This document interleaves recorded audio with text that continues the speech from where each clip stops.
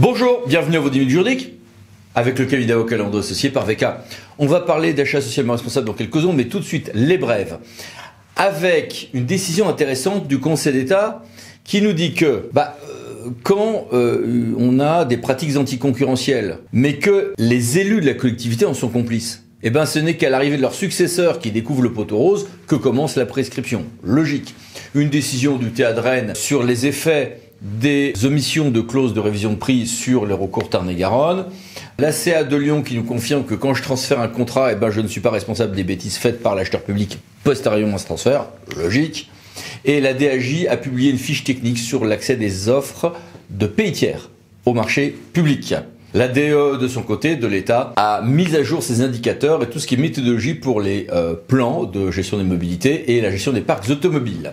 En matière de gaz à effet de serre, pour la troisième fois, le Conseil d'État, successivement, le Conseil d'État a enjoint au gouvernement de respecter ses obligations en matière de gaz à effet de serre. Alors, grosse polémique cette semaine, gros débat, est-ce que le verre est à moitié plein, à moitié vide ? Beaucoup disent « le Conseil d'État n'a pas substitué aux obligations nationales et européennes ses propres critères à atteindre ». Non, on ne va pas rentrer dans un débat complexe en droit, mais évidemment que c'est à cette aune-là que le Conseil d'État allait juger les choses. Deux, le Conseil d'État a reconnu qu'il y avait des avancées. Oui, mais il y en a eu. Le Conseil d'État n'a pas prononcé d'astreinte. Oui, mais ça n'aurait pas été très utile sur le point précis dont nous parlons. Et surtout, il a imposé, le Conseil d'État, très vite, de respecter un certain nombre d'obligations, avec un calendrier relativement précis, avec 2 étapes, et il a communiqué fortement pour mettre la pression sur l'État. Donc voyons aussi le verre à moitié plein. Là où le verre est pas du tout plein en revanche, c'est dans les Pyrénées-Orientales, parce qu'il n'y a plus d'eau. Alors, je vous parle d'un arrêté préfectoral, c'est pas habituel, mais là, il fait 25 pages, il est gros, il est drastique, et il va sans doute servir de maître étalon partout où en France on sera dans une situation dramatique, donc à suivre. Rénovation énergétique du bâti scolaire. Le plan à 2 milliards d'euros de travaux d'ici à 2027 pour 10 000 établissements a été lancé. Ça va être essentiellement porté par la Banque publique d'investissement. Et a été aussi lancée une circulaire interministérielle sur la prévention des feux de forêt pour les espaces naturels et agricoles. On avait parlé il y a quelque temps du fait que sur la Salanche, le TA de Grenoble avait suspendu un projet hydraulique au nom de considérations environnementales très strictes. La CA de Lyon vient d'invalider la position du TA de Grenoble par une procédure dite de sursis-exécution, ce qui est rare.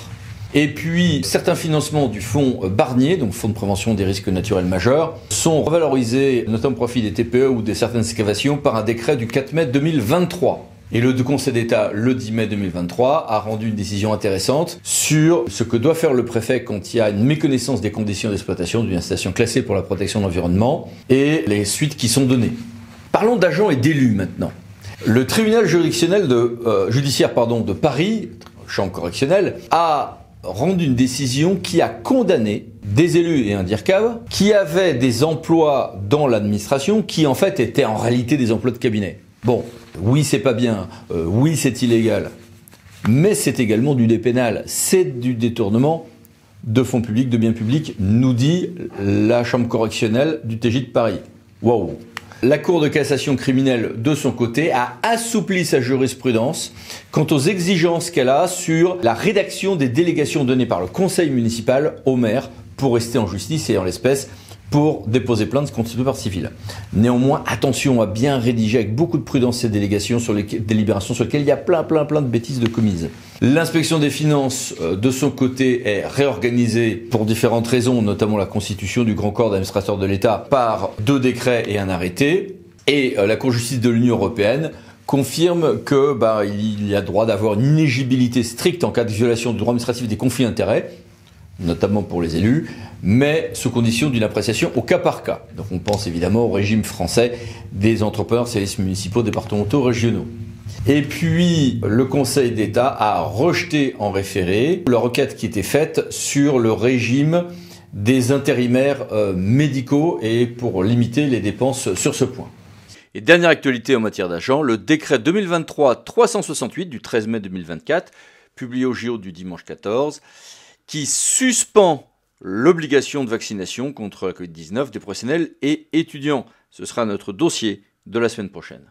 En matière d'urbanisme maintenant, si j'ai un bien qui est irrémédiablement insalubre, je n'aurai pas de doute sur le fait que l'expropriant a bien l'intention de le démolir, ce bien. En matière de contentieux de l'urbanisme, la régularisation de l'autorisation en cours d'instance n'est pas automatique et ça fait pas mal réagir. Et puis, le Conseil d'État a rendu une décision intéressante aussi sur quand peut-on, voire doit-on accéder aux demandes de modification sur le cadastre. On avait parlé il y a quelque temps du fait que le TA de Bastia avait estimé que on ne pouvait pas substituer langue corse ou langue française dans les débats à la collectivité territoriale de Corse. On peut utiliser des langues régionales, mais pas au point de chasser le français. En revanche, on peut avoir des débats, par exemple, en langue française, avec une traduction immédiate dans une langue régionale, pourquoi pas.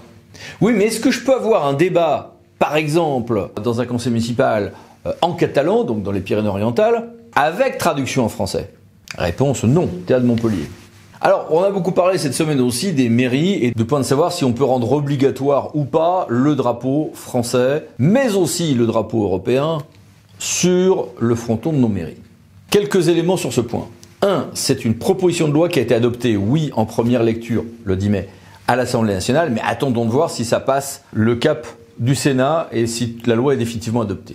2. On a beaucoup parlé du drapeau européen, mais il y a d'autres éléments à retenir de ce texte en l'état de cette proposition adoptée à l'Assemblée.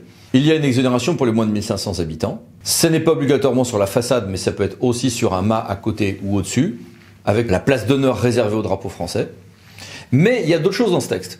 L'affichage du portrait officiel du président de la République, alors qu'aujourd'hui c'est une simple tradition républicaine. L'obligation de la position en façade de la devise de la République, liberté, égalité, fraternité. Bon, il ne doit pas y en avoir beaucoup qui méconnaissent cette obligation morale, mais qui deviendra une obligation juridique. Et obligation juridique aussi de l'affichage dans les locaux de la Déclaration des droits de l'homme et du citoyen de 1789. Un mot de finance aussi. Bras de fer entre AMF et CNAF sur les financements pour l'enfance-jeunesse jusqu'à 2027. Un décret sur quelques ajustements post-loi de finances, sur la péréquation et les dotations de l'État. Et puis les mini-brèves. Que voici. Que voilà. Et que voici encore. Mais passons à notre grand dossier, achat socialement responsable. Regardons ensemble les guides et conseils de la DAE.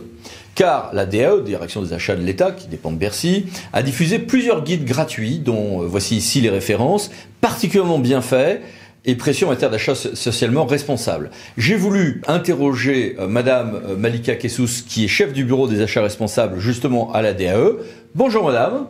Bonjour Monsieur. Première chose, le document le plus récent, que retenir du document 4 de la politique d'achat responsable de l'État et de ses établissements publics? Je précise que tous ces documents sont très utiles aussi pour les hôpitaux, les universités ou les collectivités territoriales, parce qu'il y a beaucoup de conseils opérationnels. Que retenir? Ce document cadre est en fait un document qui formalise la politique d'achat responsable de l'État, qui est conduite depuis 2009 maintenant. Sa vocation, c'était justement d'adresser à l'ensemble des acheteurs de l'État et des établissements publics de l'État les orientations stratégiques en matière d'achat responsable sur les deux axes environnementaux et sociaux, et puis également des recommandations très opérationnelles pour la conduite dans un projet achat de la mise en œuvre des considérations sociales et environnementales. Parmi les recommandations fortes, il y a notamment les modalités de mobilisation des différents leviers juridiques, clause d'exécution, spécifications techniques, critères d'attribution, comment mobiliser un critère, quelle pondération minimum, quelle qualité dans la rédaction des clauses, justement pour ne pas aller vers du greenwashing ou du social washing, mais bien d'avoir des dispositions qui portent la performance environnementale et sociale des marchés. Et puis également des recommandations en termes de gouvernance, d'application, de mise en œuvre, d'association de l'ensemble des parties prenantes au sein d'une structure, que ce soit un ministère ou un établissement public, pour porter cette démarche. Plus délicat, vous avez fait un autre document sur comment, en commande publique, respecter les droits de l'homme, comment éviter notamment les aliénations des droits humains en commande publique importée, et comment contrôler tout ceci. Au titre des achats socialement responsables, la question de devoir de vigilance tout au long des chaînes d'approvisionnement et de la responsabilité de l'acheteur qui est donc donneur d'ordre dans le respect des conventions internationales en matière de droits de l'homme au travail est un élément qui est fondamental. Il est d'autant plus fondamental que c'est une question qui est très compliquée à tracer, très compliqué à comprendre, à appréhender par les acheteurs, parce qu'on parle de droits de l'homme au travail, de quoi s'agit-il? Quelle est la responsabilité des différents donneurs d'ordre, nous acheteurs, mais également les titulaires qui peuvent être également des donneurs d'ordre et qui ont toute une chaîne de fournisseurs, de sous-traitants, de ce qu'on appelle des relations d'affaires établies. Et c'est tout à fait conscient de cette difficulté qu'on a décidé de traiter de cette question et d'essayer d'aider les acheteurs pour qu'ils aillent au maximum des possibilités dans l'intégration dans leur marché de considérations qui exigent un maximum de transparence de la part des titulaires des marchés, transparence sur l'exercice de leur devoir de vigilance. Et nous sommes confortés en cela par la loi française que vous savez être unique au monde, en matière de devoir de vigilance. Bon, il y a eu une loi allemande depuis début 2023 qui est comparable à la loi française, mais tout de même, la loi française est assez unique. C'est une loi coercitive qui fait obligation pour les entreprises donneuses d'ordre et les sociétés mères d'exercer leur devoir de vigilance, d'être transparentes et de publier leurs plans. Donc nous, on a commencé à travailler sur cette thématique en 2016, puis la publication de la loi en 2017 nous a confortés. C'est pour cela que nous avons travaillé sur un guide qui a été publié en 2021 pour aider l'acheteur à toutes les étapes du projet achat sur la prise en compte de ces considérations, à la fois en termes d'exigence de transparence, mais également exigence de transmission du plan de vigilance qui aurait été adopté par les entreprises soumises à la loi sur le devoir de vigilance, mais également élaboration d'un plan de progrès et puis mise en œuvre d'audits dans le cadre de l'exécution des marchés. Nous mettons bien sûr l'accent sur les secteurs considérés comme les plus à risque et défavorablement connus en matière de violation des droits de l'homme au travail. Et bien sûr que si sur le plan environnemental, on bénéficie de labels environnementaux qui garantissent à l'acheteur un certain niveau de performance environnementale des produits et services achetés, il est vrai que sur le plan social, nous ne disposons pas de label social, hormis les produits du commerce équitable, mais là, nous sommes dans un domaine très restreint de produits fournis. Et donc, nous recommandons aux acheteurs, au moins dans une démarche de sensibilisation des titulaires, d'exiger le maximum de transparence, de traçabilité avec des questionnaires qui doivent être remplis et un suivi tout au long de l'exécution du marché, en attendant bien sûr que la directive européenne sur le devoir de vigilance soit adoptée, nous l'espérons, début 2024, voire fin 2023. Et mieux connu, mais très intéressant également, la question de l'insertion par l'activité économique dans les marchés publics. Vous le savez bien entendu que la clause sociale d'insertion par l'activité économique est la plus vieille considération sociale qui a été mobilisée dans les marchés publics. C'est un dispositif qui a plus de 30 ans. Ce dispositif est très important parce qu'il porte les politiques publiques de lutte contre le chômage, d'insertion des publics qui en sont éloignés. Il y a déjà eu de nombreux guides sur le sujet, mais nous avons publié un guide récemment qui accompagne l'acheteur. C'est une espèce de pas à pas, là encore, qui accompagne l'acheteur depuis la définition du besoin jusqu'au suivi de l'exécution des considérations sociales sur les sujets d'insertion par l'activité économique. Comment calibrer la clause, quels sont les acteurs, quels sont les secteurs d'achat concernés, comment est-ce qu'on peut mobiliser clauses et critères d'attribution, comment est-ce qu'on va suivre la typologie des publics bénéficiaires et qu'on va faire un retour d'expérience. Comment est-ce qu'on peut avoir un critère également qualitatif, notamment pour toucher les publics féminins précarisés qui, quand on regarde les bilans annuels de la clause sociale d'insertion, tout donneur d'ordre confondu, les trois versants de la fonction publique, eh bien en fait, les publics féminins représentent en moyenne 18% des bénéficiaires, alors que les femmes précaires représentent un volant important des publics précaires. Donc là, nous, on souhaite aller vers, et on le met dans nos marchés, un critère qualitatif sur le taux d'emploi féminin